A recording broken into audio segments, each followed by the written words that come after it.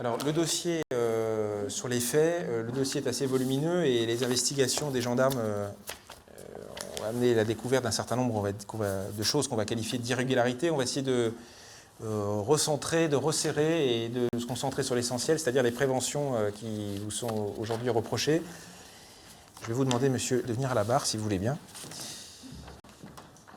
Alors, au terme de l'ordonnance de renvoi, le juge d'instruction a considéré que, pour faire synthétique, vous avez indiqué que le garage était dirigé par monsieur, qu'il y avait un certain nombre de choses irrégulières qui se passaient dans ce garage et d'activités mécaniques, y compris irrégulières, qu'on vous demandait de faire.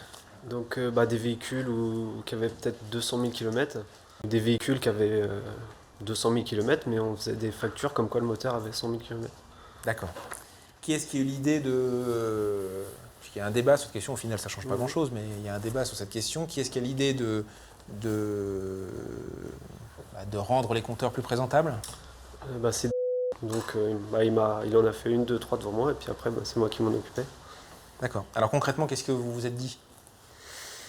Au début, je trouvais pas du tout ça correct, et puis après c'est vrai qu'il acheter une voiture 1000 euros, il la vendre 3000, c'était tellement facile.